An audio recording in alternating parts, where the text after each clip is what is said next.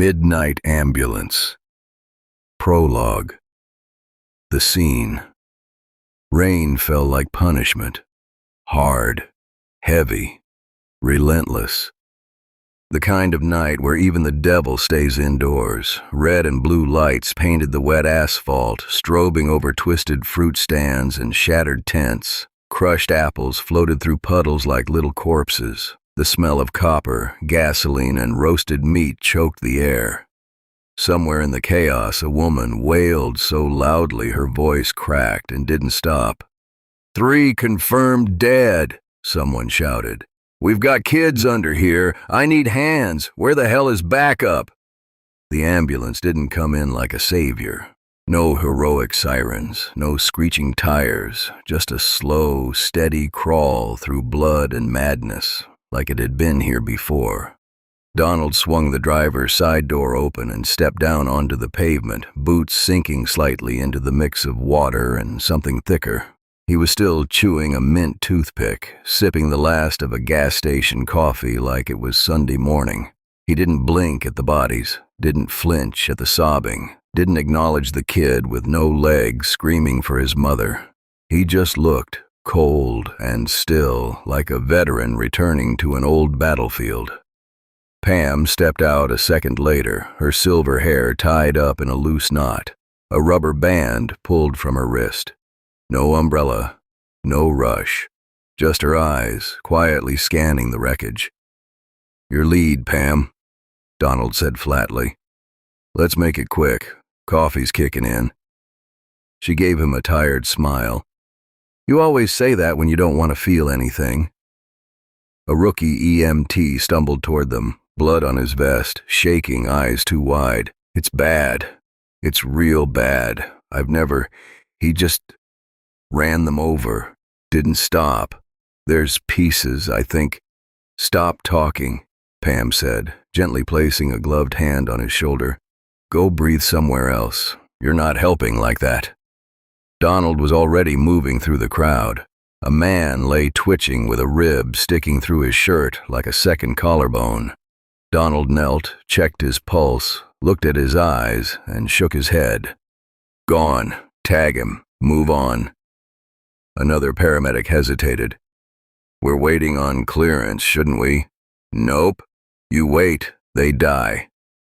Donald stood, already heading to the next body. "And then they haunt your dreams for the rest of your life, if you're lucky." Pam moved with eerie calm. Not slow, precise. She wrapped gauze around a child's severed arm, nodded at a rookie to hold pressure, and moved on. She spoke softly to the wounded, prayed under her breath without realizing it. The chaos began to slow, not because things were getting better, but because they were here. Like ghosts in uniforms. Like death itself took a smoke break when they showed up. One of the younger EMTs stood shaking by the edge of the scene, watching Donald finish zipping a body bag like he was folding laundry. "How are they not freaking out?" the kid whispered to a partner. "They don't even look human." "I heard they've been doing this since the 90s, the other said. "Pam's husband died in the back of an ambulance. Donald doesn't believe in anything anymore. Not even God. They're not normal." Donald lit a cigarette by the edge of the chaos, staring at the blood-soaked asphalt without expression. Pam stood beside him, soaked, calm, eyes closed like she could still feel something moving in the air. "You feel that?" she asked. He didn't answer. She opened her eyes slowly. "Someone here died angry. I can feel it." Donald took a long drag. "That's just America, sweetheart." Chapter 1. Still breathing. Rain tapped the roof of the ambulance like a ticking clock. Steady. Relentless. Inside, it was too quiet. Donald sat behind the wheel, engine idling, fingers drumming against the steering wheel like he was trying to shake loose a thought that wouldn't leave. Pam sat beside him, peeling off gloves one at a time and dropping them into a bag with slow precision. Blood smeared across the back of her hand. She didn't wipe it off. The back of the ambulance was empty now, just the scent of bleach, sweat, and death left behind. "I'm getting too old for this," Donald muttered finally, voice low and hoarse. Pam didn't look at him. "We've been too old for this for a while." A silence settled again. "I missed my son's wedding," Donald said, eyes still on the windshield. "Didn't even tell me he got married. I found out on Facebook. I didn't even know she was pregnant." Pam turned toward him slowly, watching his face in the dim red glow of the dashboard lights. "Divorced 6 years ago," he continued. "Not because I cheated. Not because I was an asshole. Just never home. Always picking up bodies instead of dinners. Wife said I started talking to her like she was a patient." Pam rested her hand on the dash. "You ever try reaching out to him?" "Yeah," Donald snorted. "Sent him a text. He left it on red." Silence again, thicker this time. "You believe in hell, Pam?" he asked, like it was a joke he didn't want an answer to. She looked out the passenger window toward nothing. "I think we pass through it every night. The trick is not stopping." He nodded slowly. Then she said softer, "My husband, he still visits me." Donald raised an eyebrow. "I thought we buried him." "We did." She gave a faint smile. "But sometimes when I come home after a shift and I'm too tired to cry, I smell his cologne. The one I hated, too strong. Musk and something sharp. He only wore it to try to impress me." Donald said nothing. "I hear him walking upstairs sometimes. Feel the bed sink like he's lying beside me." Pam blinked slowly. "Maybe it's nothing. Maybe it's just me going soft. But I think he's still around." "That doesn't scare you?" She shook her head. "No. What scares me is the day I stop smelling him." Another silence, the kind that aches more than it rests. "You're not alone, Don," she added gently, "even if it feels like it." "Yeah," he grunted. "Doesn't matter." Chapter 2. The call. The hum of the engine was the only thing holding back the quiet. Donald hadn't said a word in 10 minutes. Pam leaned her head against the cold window, eyes half closed, body still and heavy like stone. Then the radio cracked. "Unit 14, come in." Donald grunted and picked up the mic. 14 here, go ahead. "Got a call from dispatch. You're closest to a code 7. He sighed. "How far?" "About 17 miles. Little town off Route 9. Name's Marrow Creek. Not even on most maps." Pam stirred slightly, brow furrowing. "Never heard of it." "It's a wellness check. Officer on scene says woman was found deceased in her home. Been there a while. Neighbor finally called it in after the mail piled up and the cat started trying to get out through the chimney." Donald looked over at Pam. "Jesus." "Officer says it's bad. Her face is mostly gone. Cat's got to it, blood dried black, body's bloated. Probably been dead for 2 weeks, maybe longer." Donald clicked his tongue. "Rookie cop?" "No. Been on the force a decade." But he sounded freaked out, asked for backup, said something didn't feel right. Pam took the mic. "Did he say what he meant by that?" "Just said there were people outside the house, locals, standing in the yard, holding hands, whispering. One was drawing something in the dirt with a stick." Donald leaned in. "What kind of something?" "Didn't say, but he said it looked like voodoo." The radio went quiet for a moment. Then, He asked if we knew how to remove a curse. Donald let out a low, humorless laugh and turned the wheel, heading toward the woods. Pam didn't laugh. She was staring straight ahead now, not blinking. The forest line appeared in the distance, dark, dense, waiting. Chapter 3. The House in Marrow Creek. The ambulance slowed as they turned onto the dirt road. It wasn't paved, just rock and gravel swallowed by weeds. The trees on either side leaned in close like they were listening, their bare arms scraping the night sky. The rain had stopped, but the air hung damp and heavy, like it was holding its breath. Then the house came into view. It was older than old, half swallowed by vines, the wood gray and peeling like flaking skin. The windows were dark, the porch sagging in the middle, but what caught their attention wasn't the house. It was the people.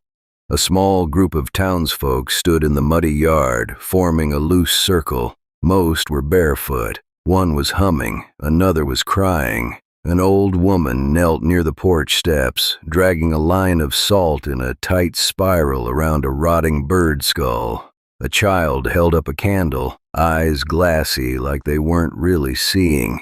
Pamela stepped out first. Her boots sank in the mud. Donald followed, shutting the door behind him with a dull thunk. He looked around and exhaled sharply. "No one's even looking at us," he said.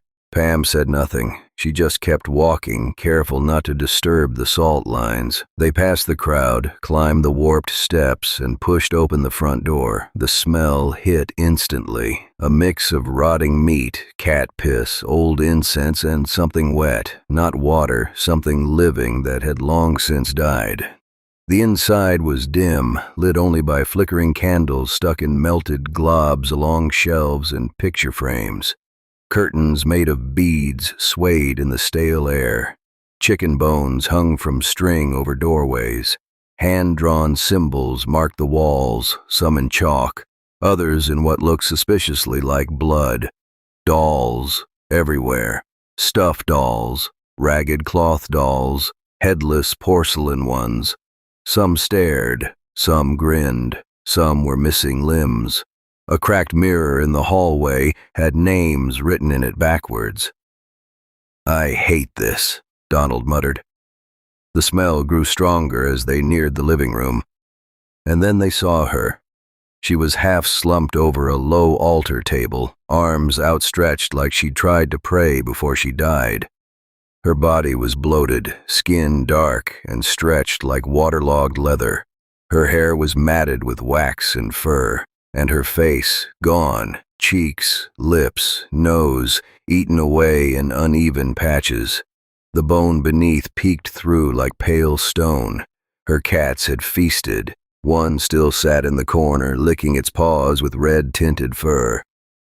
A flashlight beam trembled in the far corner. Officer Grayson. He was seasoned, maybe late 30s, pale as the candle wax, and gripping his belt like it was the only thing keeping him upright. His hand still held his radio, forgotten. "You the EMTs?" Grayson asked, voice cracking. Pam nodded. "We've got the pickup." He blinked hard. She's been dead for a while. I've seen death before. Car crashes, ODs, shootouts.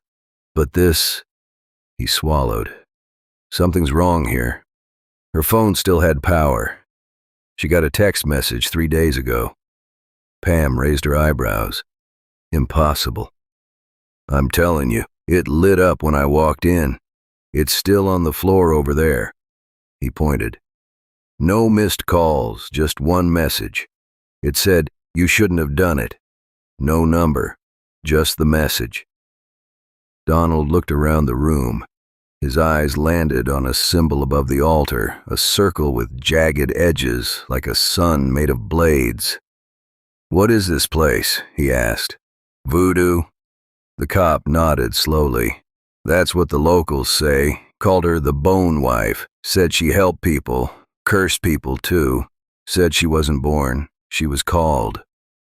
Pam looked at the woman's body again. Something about the way she'd fallen, like she hadn't been scared, just tired. "She was killed," Pam said softly. "But not by the cats." The cop looked up wide-eyed. "How can you tell?"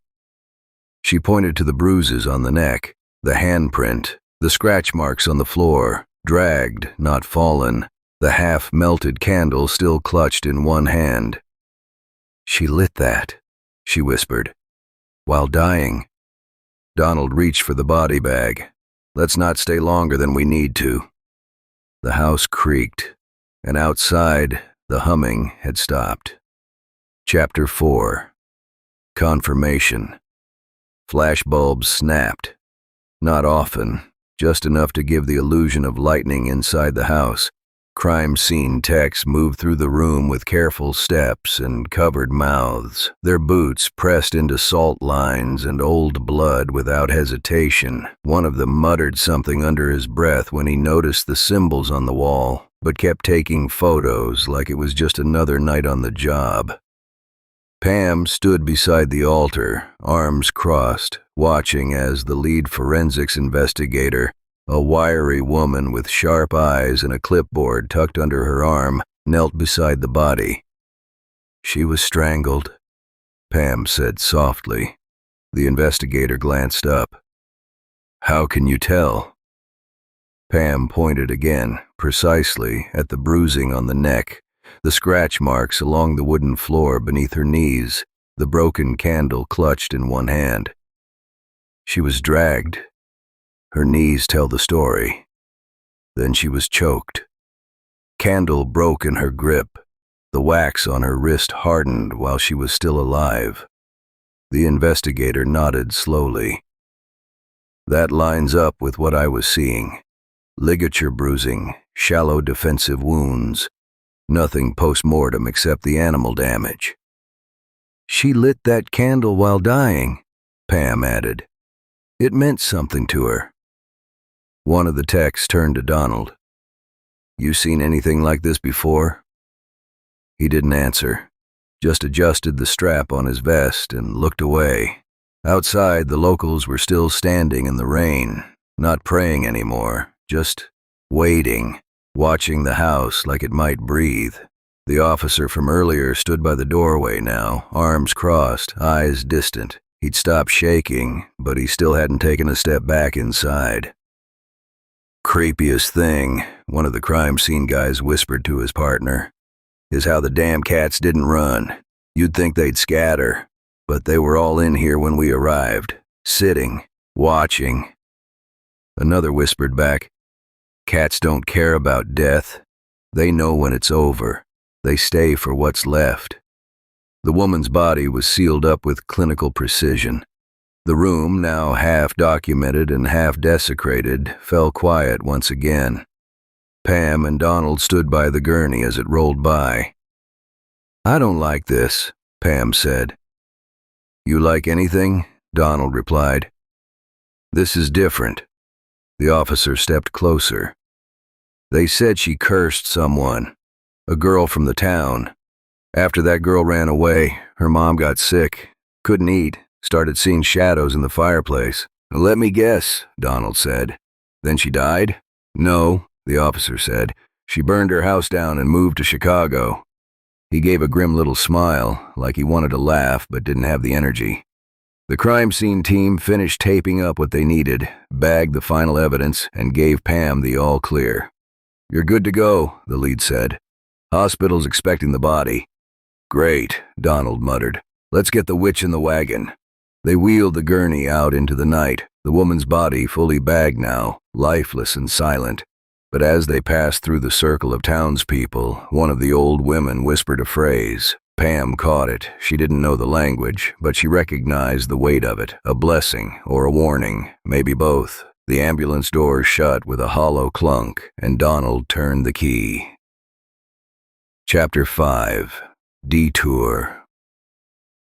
The highway stretched quiet and wet under a sky the color of bruises. The wipers thumped in a slow, hypnotic rhythm as the ambulance rolled past exit signs and flickering billboards. Inside, the heater hissed softly. The dead woman lay silent in the back. Pam rested her arm on the window, watching the streaks of rain blur the outside world. Donald sipped a new cup of coffee. "You notice how dead those rookies look lately?" Pam snorted. "They're 20 years younger than us and always look like they haven't slept in weeks. Eyes all glassed over, can't hold a splint steady to save their life. Half of them more interested in their phones than the people bleeding out in front of them. One kid last week was TikToking while someone coded in the next room," Pam said. "Didn't even blink." Donald shook his head. "Back when we started, we didn't even have GPS, just maps and panic, and we still made it in time. Now they need a tutorial to tape an IV. They burn out in 6 months, if they even make it that long." He scratched at the stubble on his jaw. "Whole place is turning soft." Pam glanced at him. "We're not exactly sunshine and roses, you know." He smirked. "Yeah, but we show up." Up ahead, brake lights flashed in a long, angry snake. Cars slowed to a crawl. "What the hell is this?" Donald muttered. They inched forward until they reached a group of highway workers in yellow ponchos waving traffic off the road. Pam rolled down the window. One of the workers stepped up. "Flooding, big-ass puddles swallowed the whole stretch, too deep to risk it, already pulled out a minivan." "How long's the detour?" Donald asked. 40, maybe 45 minutes, depends how many follow it." Donald sighed, knuckles tapping the wheel. "You hear that, Pam?" "I heard it. I'm not adding 40 minutes with a corpse melting in my back seat." The worker stepped back. "There's a side road about half a mile down, goes through some woods. Locals use it." Donald was already turning the wheel. Pam looked uneasy. "You sure?" "It's just a road." She didn't answer, just looked at the GPS as it glitched, rerouted, and then stopped entirely. The ambulance rolled forward. The traffic thinned behind them. The forest rose like walls ahead. The side road had no name, just a narrow opening between trees so tall they disappeared into the clouds. Donald flipped on the high beams, and they drove in. The trees swallowed the light. Chapter 6. Nowhere Fast.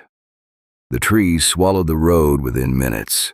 Thick pines loomed on both sides, their limbs stretching like arms across the sky, knitting together until even moonlight couldn't slip through. The high beams barely touched the road ahead, falling flat against a curtain of black.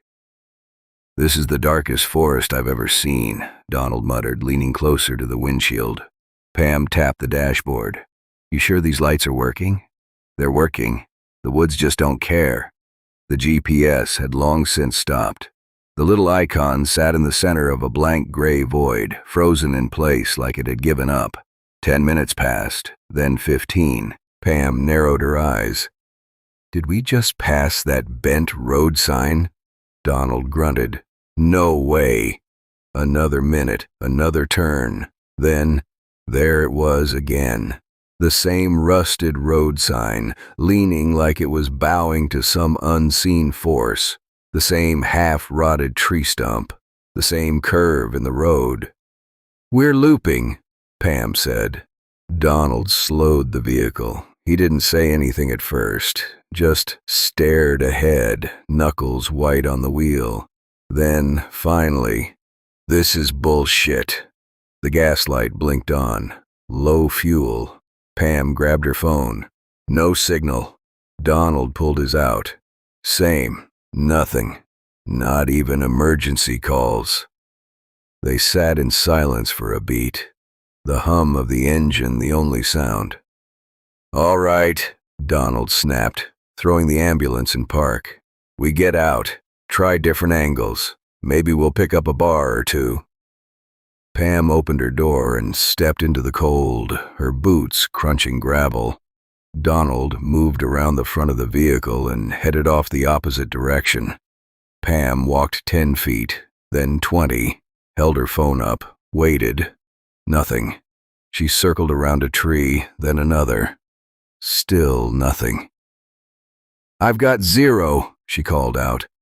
Donald's voice echoed faintly from ahead. "Same. This is messed up." The woods felt still. Too still. Even the breeze had stopped. Pam made her way back toward the front of the ambulance where Donald stood, staring down at his phone in frustration. "No service," he muttered. "Just gone." She sighed and looked at the sky, or where it should have been, just branches, like fingers, twisting above them. They both climbed back into the ambulance. Pam pulled the door shut, rubbing her hands together. And then she froze. "Donald." He didn't look up. "Yeah?" Pam stared into the back of the ambulance. The stretcher was empty, the straps unbuckled, the black body bag gone. "Donald." This time he looked, turned slowly, followed her gaze. Silence. Then snap. He unbuckled, threw open the back doors, and stepped into the rear of the vehicle. No blood, no bag, no sign of struggle. Just absence, like she'd never been there. "She was right here," he said, voice low. Pam didn't move. Donald's eyes scanned the shadows. "She was right fucking here." And then they heard it.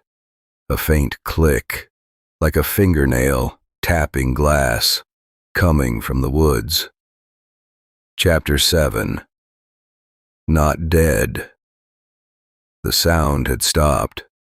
No wind, no tapping, just the oppressive silence of trees that had seen too much. Donald stepped out of the back of the ambulance, flashlight in hand, scanning the tree line. Pam joined him, her hands shaking just slightly as she pulled her coat tighter around her body. They circled the vehicle. Nothing, no footprints in the mud, no movement, just the trees, tall, wide, and dead-looking, stretching on forever. "She didn't just get up and walk away," Pam said. Her voice was cracking at the edges now. "Maybe we missed something," Donald muttered, kneeling to check the underside of the ambulance. "Maybe we hit a bump, maybe, hell, I don't know. Maybe she wasn't fully dead." Pam blinked. "What are you saying?" Donald stood. "I'm saying this wouldn't be the first time someone's been zipped up too early. Shock can slow the heart. Trauma can mask breath. It's rare, but it happens." "She'd been dead for weeks, Donald. Weeks." "I know," he snapped. "But we don't have the luxury of ghosts and demons as answers." Pam turned away, her breath hitching. "This doesn't feel normal. Nothing about tonight has felt normal." She nodded slowly, pacing. "I knew we shouldn't have taken that road." Donald kicked a small rock and watched it disappear into the dark. "Yeah, well, here we are." Pam stopped pacing and looked up at him. "You ever feel like you're not supposed to be somewhere? Like something knows you're trespassing?" Donald didn't answer. They stood in silence again, flashlights casting trembling beams that couldn't quite cut through the black. "I smelled him," Pam whispered. "Back there, before we loaded her up." I didn't say anything. Donald turned to her. "Your husband?" She nodded. "Same cologne. Same presence. I thought it was just stress." He sighed, rubbing his temples. "Okay, let's just calm down, breathe, and figure this out. We've got no body, no signal, no backup. Best case, she wasn't fully dead. Worst case, someone took her. But we're not helping anyone by panicking." Pam tried to nod, but her mouth trembled. And then, from somewhere deep in the forest, they heard it. A voice, feminine, raspy, dry like leaves rubbing together in the wind, but familiar. Pam's eyes widened. "That's her," she whispered. "That's the woman from the house." It wasn't speech. It was chanting. A voodoo prayer. Each word drawn long and low, foreign but weighted, like it wasn't meant to be heard, but felt, like it had been echoing long before they arrived, and they were just now tuning in. Donald's flashlight jerked toward the sound, but the beam only touched bark, wet moss, and more shadow. Pam didn't move. She couldn't. The voice continued for a few seconds more, then stopped. Not faded. Stopped. Like someone hit pause. A moment later, the laughter came. From her. That same voice, now giggling, giddy, whispering something just beneath the surface of the sound, like joy and venom mixed together. It slithered through the trees and under their skin. Pam finally took a step back. Donald's voice was gravel. She's not in the bag because she never left. Chapter 8. False Signals. They slammed the doors shut and locked them. Inside the ambulance, the air was hot with panic, just barely held down by the weight of denial. Pam's hands hovered near her lap, shaking but not touching. Donald leaned forward, elbows on the wheel, breathing slow and hard through his nose. "Okay," he said. "Here's what we do." Pam turned her head toward him, eyes wide. "We turn on the sirens," he continued. "Blast it. If someone's out there, hunter, ranger, lost driver, they'll hear it." Pam nodded slowly. "Okay. Yeah, that makes sense. Noise draws attention. We just need someone to hear us. If that doesn't work," Donald added, "we leave the vehicle, on foot, walk until we get signal or find a main road. But we give the sirens a chance first." He reached up and flipped the toggle switch. Nothing. He frowned, flipped it again. Still nothing. "Maybe the ignition has to be on," Pam said. He turned the key. Click. He tried again. Nothing. The ambulance didn't even try to turn over. No hum, no lights, no crank. "Battery's not dead," he said through gritted teeth. "We were just driving." He hit the wheel once. Not hard. Just enough to let something out without losing control. Pam looked at the dashboard. The lights that were always on, clock, console, even the overhead radio display, were now completely dark. Dead. "It's like something drained it," she whispered. "Like it knew." Donald opened his mouth to argue, to ground the conversation in logic. But then they heard it. Whoop, whoop, whoop. The unmistakable sound of an ambulance siren. But not theirs. It was distant, low, a little too slow, a little too warped, and a little too wrong. Pam turned her head sharply toward the forest.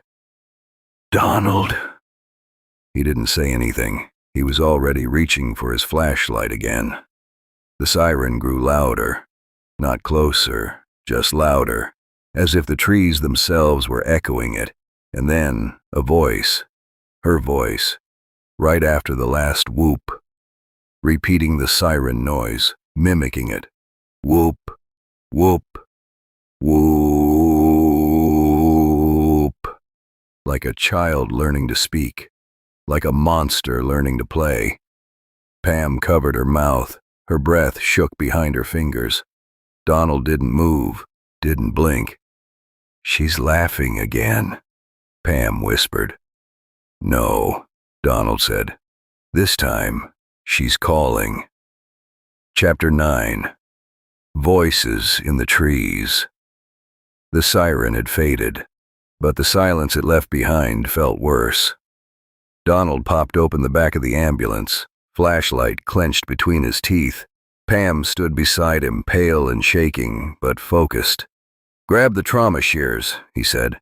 "Scissors are dull, but they'll do damage up close. There's a tire iron under the bench." Pam opened the lower cabinet and pulled out a pair of heavy-duty shears. She stared at them for a moment longer than she needed to, then slipped them into her coat pocket. Donald grabbed the tire iron and checked the straps on a small med pack. "Emergency light sticks," he muttered. "Flashlight batteries. If we're out here long, we're gonna need both." They didn't talk much after that. They just walked. The trees felt closer now, thicker. The darkness wasn't around them, it was in them, like the woods were bleeding into their bones. They stayed on the trail for a while, what little of it existed, just a path of packed mud barely wider than a bike lane. But then the trail curved strangely, bending like it was unsure of itself, and eventually disappeared. Pam hesitated. "I think we passed this stump already." Donald turned slowly in a circle, scanning the trees. "We've been going straight." "Doesn't feel straight." Pam turned to keep moving, but stopped. Her breath hitched. "Pam?" Donald asked. Then he heard it too. A voice. A man's voice. "You thought I wouldn't find out?" Pam froze. The voice echoed through the trees, deep, furious, full of venom. "I know what you did." Donald stepped in front of her. "It's not real. You slept with him, didn't you? My wife. My fucking wife." Pam started trembling. "That's not... He's dead. He's dead. He died in the ambulance. I was holding his hand." Donald grabbed her shoulders. "Look at me. It's not him. I trusted you." The voice came closer now, like it was walking alongside them, just beyond the trees. "You should have burned. You still can." Pam covered her ears. "Shut up. You don't get to talk to me like that. Not now, not after everything." Donald shook her gently. "He's not here. It's not him. It's the witch. You know it. I know it. Don't talk back. That's what it wants." She dropped her hands, breathing hard. A branch snapped nearby. Donald stepped between her and the sound, gripping the tire iron. "You broke our vows. You broke me." Pam turned away, tears cutting clean lines down her face. Donald whispered again, calm but firm, "Just keep walking." They pushed forward, one step, then another. No more words, just broken breaths and the sound of the forest pulling them deeper. Chapter 10. The Loop. They walked in silence. Branches clawed at their arms and coats like the forest didn't want to let them go. The cold had crept in, biting through layers, soaking into their bones. Donald checked his watch. It was dead. The screen had gone black sometime after they'd left the ambulance. Pam's flashlight flickered once, then again. "How long have we been walking?" she asked. "No clue," Donald muttered. "Feels like an hour, maybe more." They pushed through a thick patch of brush and then froze. Pam stepped forward first. "No," she whispered. The ambulance sat just ahead, right where they started. Same puddle beside the driver's side, same dent on the hood, same shattered branch laying across the path like a reminder. "That's not possible," Donald said flatly. Pam turned around, looking behind them. "We didn't turn.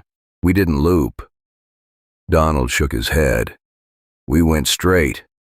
No markers, no turns, no forks. Straight." But there it was, unmoving, waiting. They stepped closer. Pam reached for the handle on the passenger door. Locked. Donald tried the back doors. Also locked.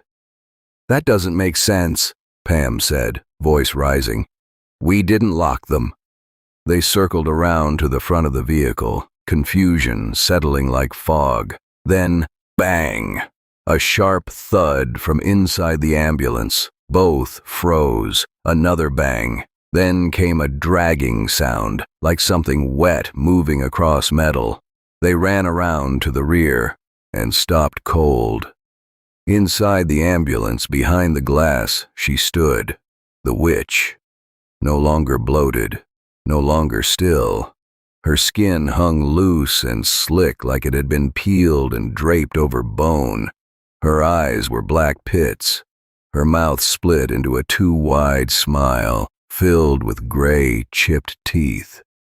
She leaned forward slowly, pressed her face to the window, and licked it slow and deliberate, leaving a streak of rot and saliva. Then she whispered, just loud enough to cut through the glass. "Hello." Pam screamed. Donald staggered back. Inside, the witch smiled wider. Chapter 11. In their heads. They ran, not for survival, not with a plan. They ran because it was the only thing left to do. Branches lashed their arms, mud sucked at their boots. The forest blurred in every direction, a spinning maze of black and bark. Donald shouted, "Pam!" No answer.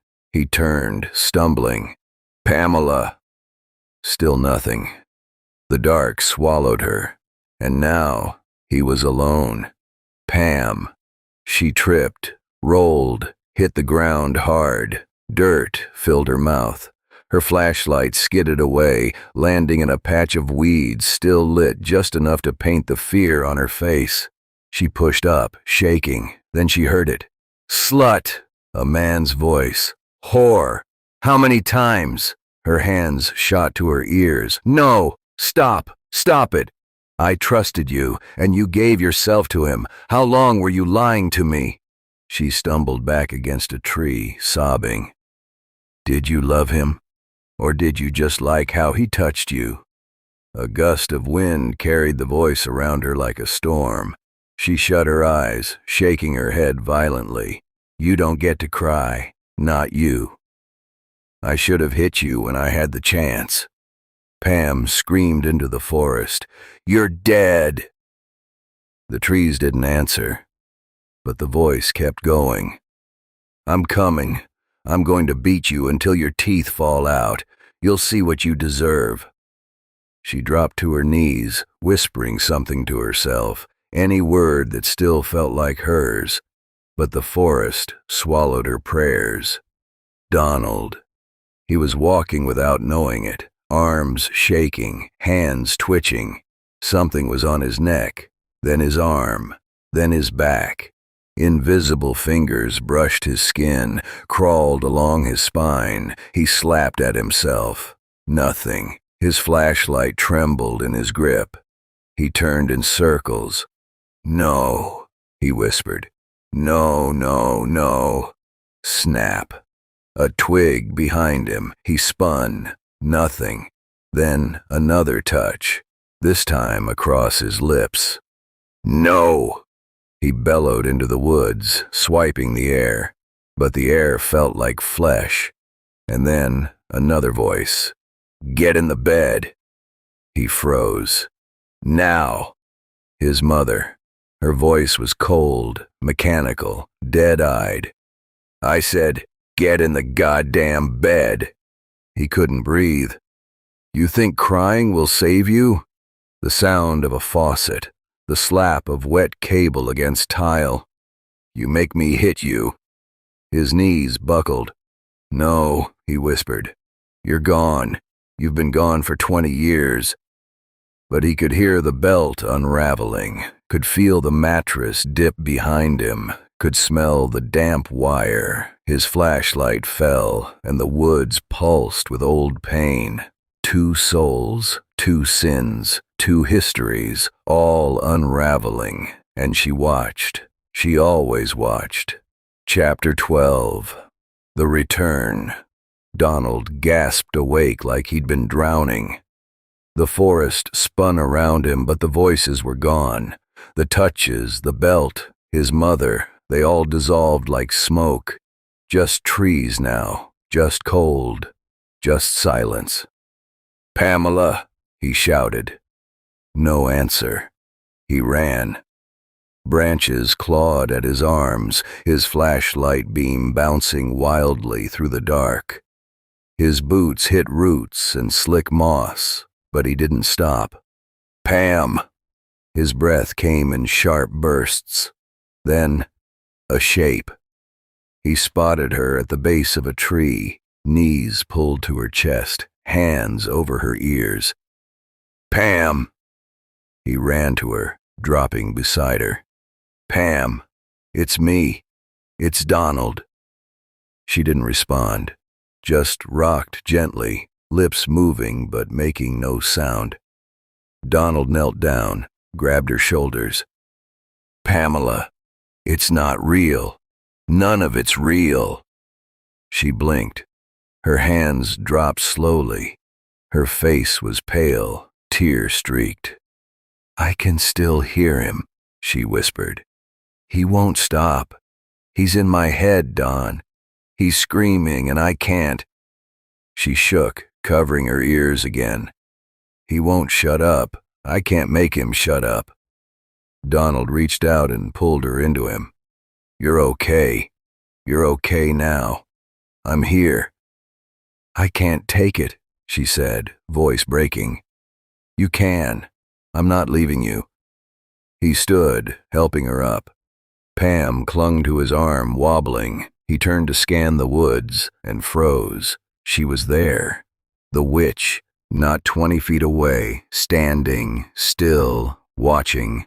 Her head was tilted unnaturally sideways, like her neck had been broken and never set right. Her eyes were dead white. Her mouth was slack, but a whisper bled from her lips. Her skin sagged and peeled in places, hanging loose where her cats had eaten away her face. One of her arms twitched like it was trying to remember how to move. Pam didn't see her yet. Donald did, and he couldn't speak. The witch smiled.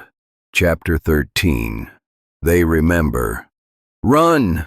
Donald yanked Pamela's arm as the witch took a step forward, bones cracking like dry twigs under her weight. They didn't look back, just pushed through the dark, stumbling, breath catching in their throats. Trees blurred by. The forest shifted like a maze trying to close. And then, through the tangled branches, the ambulance, right where they'd left it. But something was wrong, very wrong. They skidded to a stop just before breaking through the clearing. Pam gasped. Donald stepped back. The ambulance was surrounded. At least 24 figures stood in a wide circle around it. Men, women, children, all facing outward, still, silent. Each one of them had the same pale, empty stare, but they weren't strangers. Donald recognized them. Pam did too. "That's Rodney," she whispered. "He coded in the back seat 6 months ago." Donald's voice was hollow. "That's Susan Marquez. I tried to intubate her. She died before we hit the hospital." Another step forward, another face, and another. People who had bled out under their hands. People whose final moments were lit by the red glow of the ambulance's interior lights. People they couldn't save. Dead eyes, gray skin, some still wearing bloodied clothes, others wrapped in body bags, unzipped halfway. Pam clutched Donald's sleeve. "They're all ours." And then, as one, they all pointed, fingers raised slowly, unnaturally, in perfect sync, right at Donald, right at Pam. Then, in one voice, they began to chant, not words, just raw, mocking sound. Over and over, each voice careless, cold, loud, like children imitating screams they didn't understand. It rose into a cacophony, ugly and overwhelming. Pam stumbled back. Donald covered his ears. Then, behind the chorus, that laugh, her laugh, the witch, from the trees, from the sky, from everywhere, that giddy, rotted giggle growing louder with every passing second. Pam screamed. Donald shouted into the void, "Stop it!" But they didn't. The dead chanted, the witch laughed, and the forest closed in. The sirens came just after dawn. Gray morning light spilled through the trees like foggy breath. Birds chirped as if the night before had never happened. The forest looked peaceful again. The ambulance sat idle, its doors closed. Its roof glistened with dew. Inside the back compartment, a single black body bag lay zipped shut on the stretcher. Neat, clean, untouched. 2 other bodies lay in the dirt beside the road. Pamela Torres, age 51. Donald Hayes, age 49, both dead, one from a shattered skull, the other from multiple stab wounds. The police report would later say it looked like a crime of passion. Two medics, caught in a messy affair, wandered into the woods, fueled by guilt and lust. Something went wrong. One snapped, the other fought back. Murder-suicide, tragic, but not unheard of. The young deputy assigned to the case looked pale. He walked the scene in wide, careful steps. "You think that's what really happened?" he asked.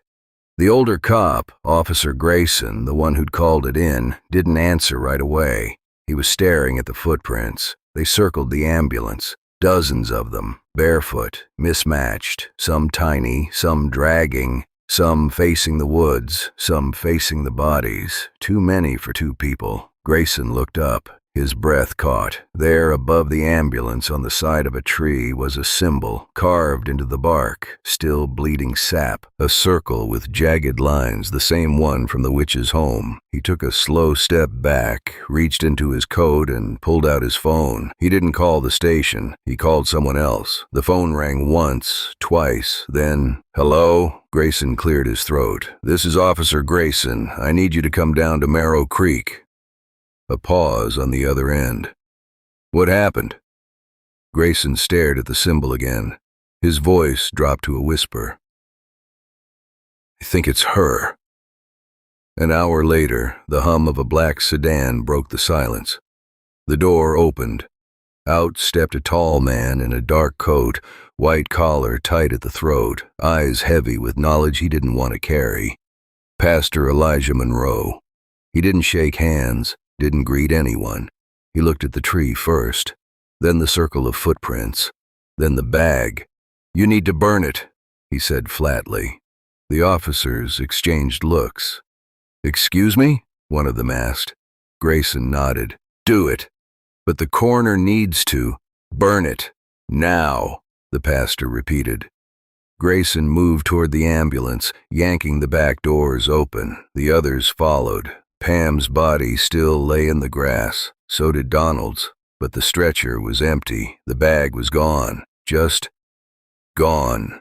No torn straps, no trail, no blood. Grayson stepped back, chest rising. "She was right there," he whispered. "She was right there." The pastor stared into the woods, lips pressed into a tight line. He didn't seem surprised, only afraid. "She's not done," he said softly.